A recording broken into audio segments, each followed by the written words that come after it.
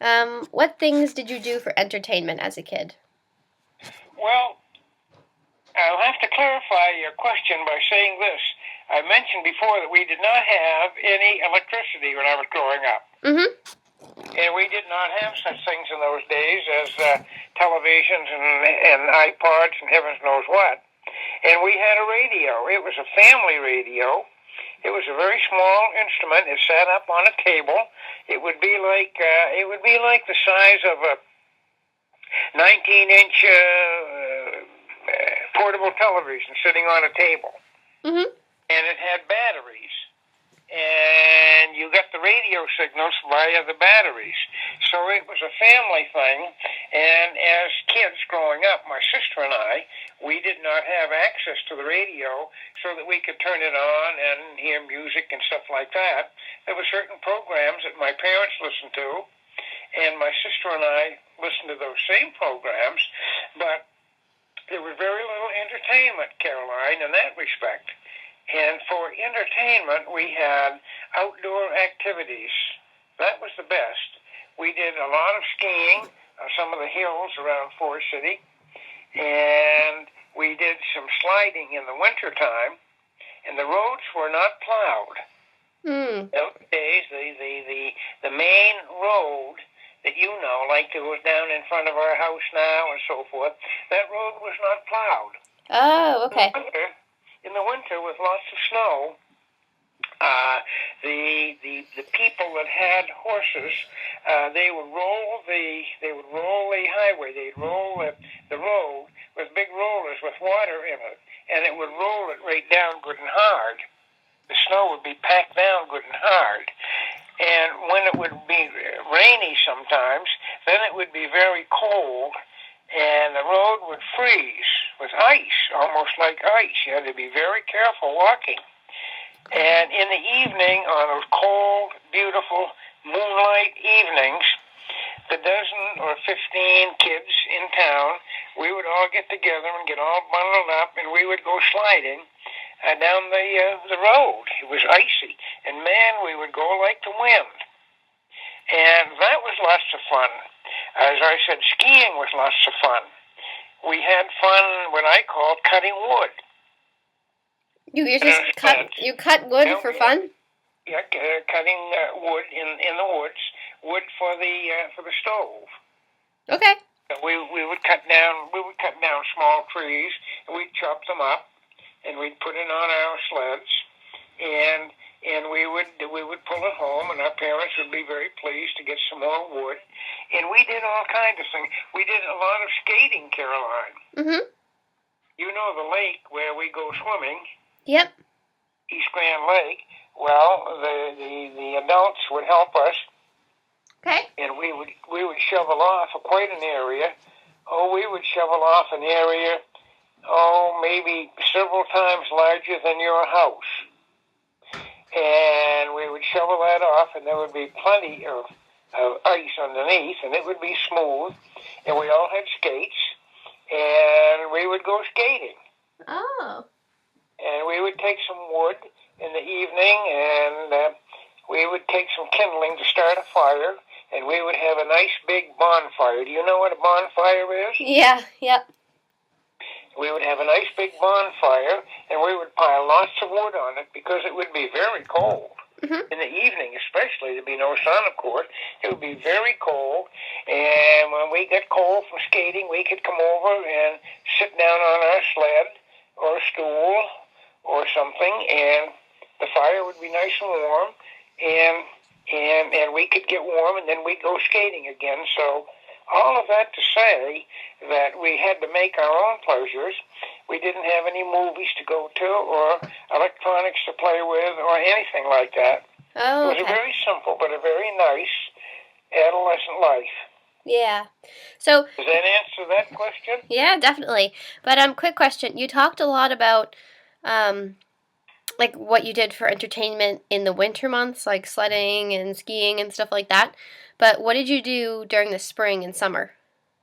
Well, in the summertime, of course, we did what you love to do the most. We went swimming all the time. Okay. We loved to go swimming. And we would go swimming almost every afternoon, so long as there was a grown-up adult available that would be down at the lake shore where we were swimming. And the adult person would lie on a blanket and read and sun themselves and get some sun. And we kids would just run and jump and thrash and splash and swim. And one thing we used to do that was lots of fun, we would have white rocks. We would find some rocks that were kind of really white. And we would throw the rock out into the lake, and then we'd all, on the count of 1, 2, 3, go, we would all run and jump in and dive in and see who could find the rock and bring it back the quickest. That was a lot of fun. The other thing we used to do and have lots of fun was ride our bicycles. Oh, yeah.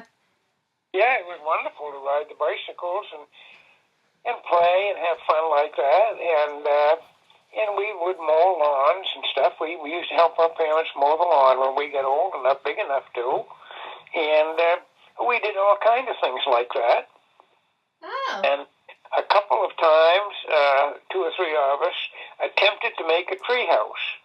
And we did pretty well at it, but it didn't come out too well. And we actually didn't dare go up into the treehouse and stand and take a chair and sit down in there or anything. We were afraid it might collapse on us.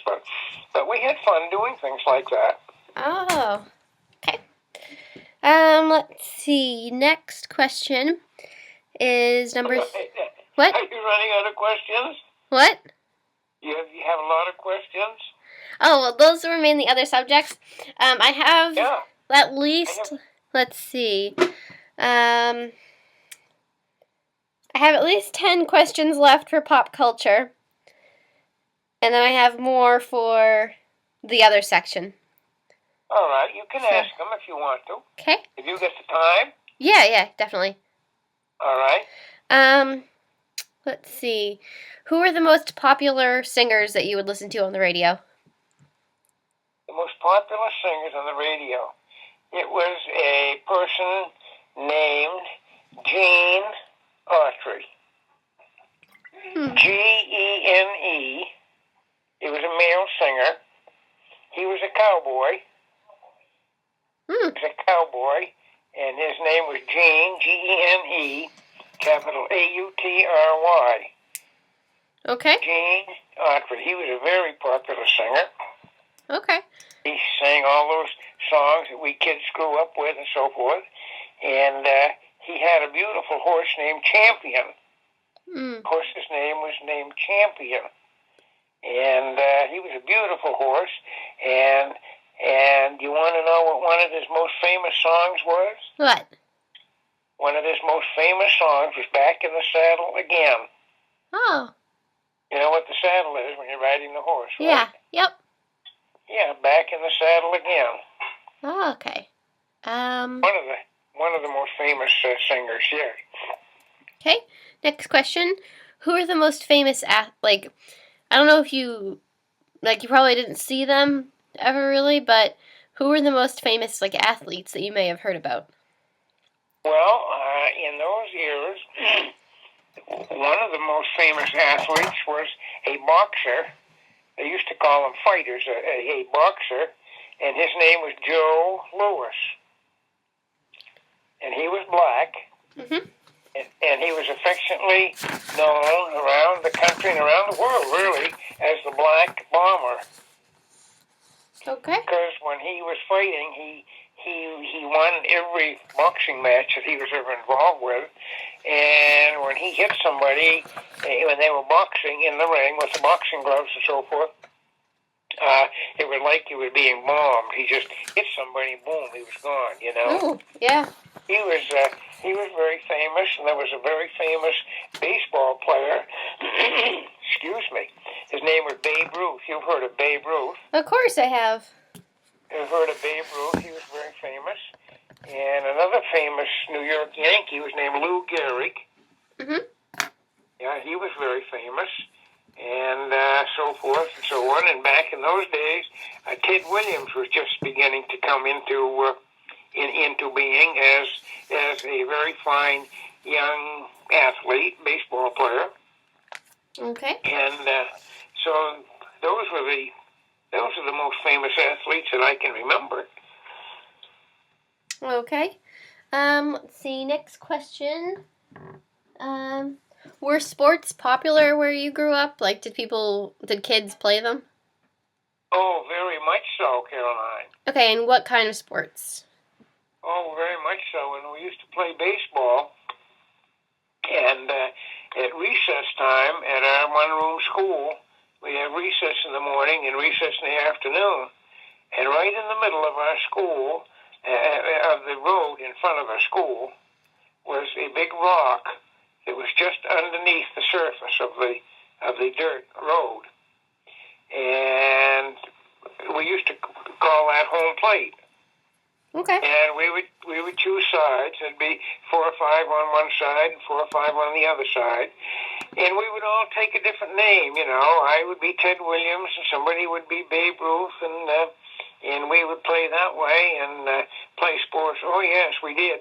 In the wintertime when we were skating, we had a couple of us had a hockey stick that somebody had given to us, and we would make believe that we were one of the famous ice skaters of the time, and so forth. That was a lot of fun. Yes, we used to make believe we were athletes all the time.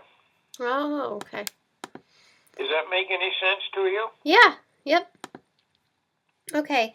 Next question. Let's see. How did children dress? How did what? How did kids dress?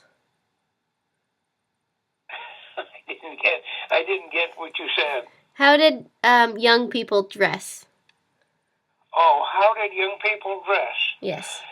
Well, I remember how young people dressed, boys and girls, but mostly boys dressed, and we had corduroy knickers. Do you know what knickers are? Yep. You do? Yeah. Yeah, knickers, they have a cuff down below the knee. When you put them on, they would come up right under your knee, but there was a cuff underneath your knee.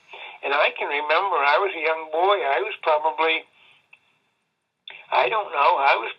10 or 11 or 12 before I ever had my first pair of long trousers. Oh. And the girls wore knickers, too.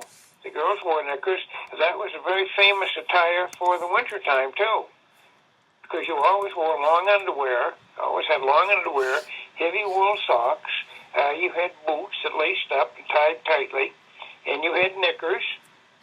And you had nice coats and jackets and so forth. And all wool, of course. And heavy mittens, homemade mittens that my grandmother used to knit. Oh. Of course, and she knit mittens, and they were beautifully colored and tailored in different colors and so forth. They were very warm. They were all wool, and they were very warm. And we always had wool hats and so forth. And the girls wore essentially the same clothing. Girls in those days very seldom ever wore dresses or skirts or anything like that, you know. Oh, okay.